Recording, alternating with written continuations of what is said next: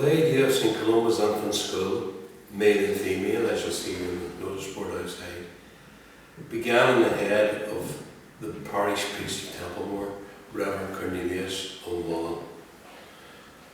Father O'Mullen applied for some financial aid from the Church of Ireland Bishop. He already had a school operating in Derry, so he declined finance. Father O'Mullen sought help from the citizens of Derry, and he also went to Dublin in 1813 to seek subscriptions to build this school. Whilst in Dublin, he put a piece in the Dublin Evening Post criticising the way Derry was run and telling the story of the hardships that Roman Catholics suffered here in the town.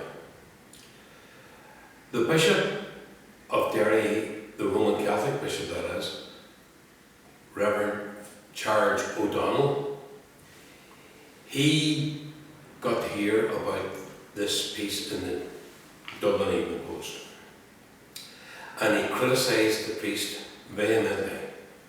He said that the Catholics were looked after here, they were treated well, and that their churches were built with the financial aid of the Church of Ireland congregation. Anyway, this set the two men, the Bishop, Charles O'Donnell, and Father Cornelius, on a collision course, which ended up in November of 1813. In 1813, there was a riot here in the church, outside the church. The bishop had to flee in fear of his life. At this time, the condition of the build was, it was well advanced according to the Derry Journal of the time. The bishop was well got by the authorities. He was a man who was not political, he was very religious, and he sort of saw things like, we're getting built in our churches after years of oppression, where we're allowed to worship in public. Don't confront the authorities. Our priest, Father Cornelius, was of a different nature. He was a confrontational kind of man. The priest was arrested and tried for riotous behaviour in 1814. 4 of his parishioners were also tried. The priest was given a 1 month in jail. Each of his parishioners was given 2 weeks in jail. Once that happened, spiritual jurisdiction was removed from the priest, and after he came out of jail, he was banished. He ends up in Dublin. Now, the building itself, the work stops, and nothing happens until 1823, when the bishop dies.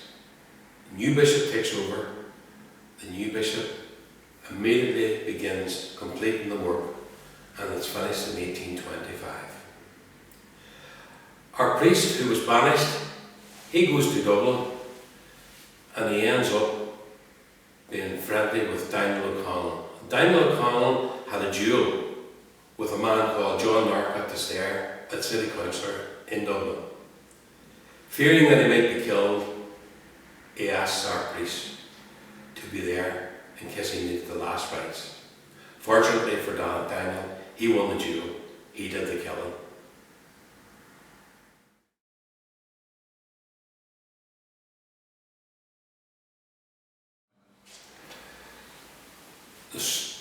This year's school, this building, began life in 1826 as a school and remained a school until 1894, when the students that were here were moved to a new school just up the chapel yard, thinking that they would no longer need the school.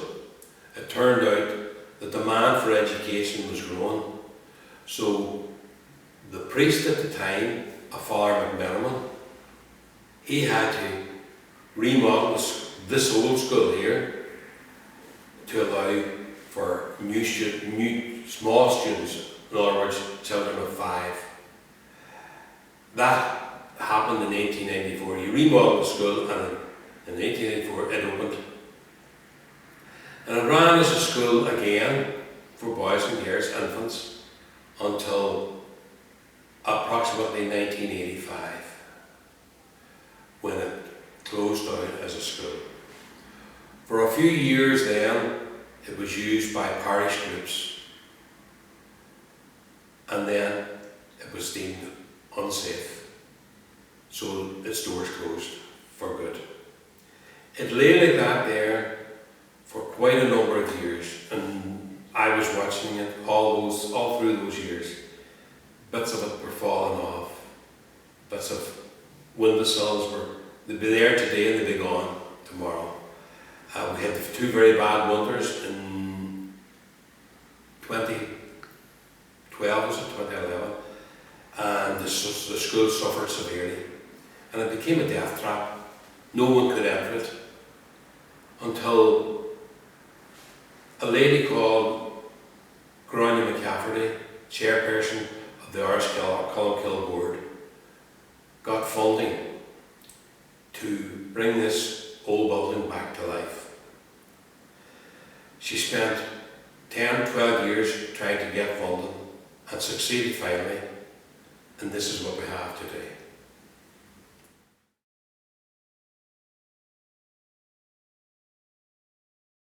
Yeah. Well, the transition was, it lay empty, it lay derelict, and it suffered all the perils of winter.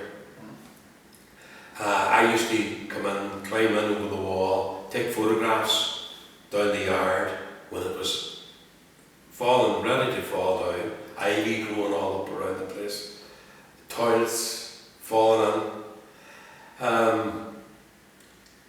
We're very lucky to have rescued it because it was about to collapse. And if you look at the front wall, if you look at it from a side point of view, you will notice there's a bulge in the wall, like that there. That's still there, so it is, but they have managed, the construction men have managed to pull that together so that it won't go any further.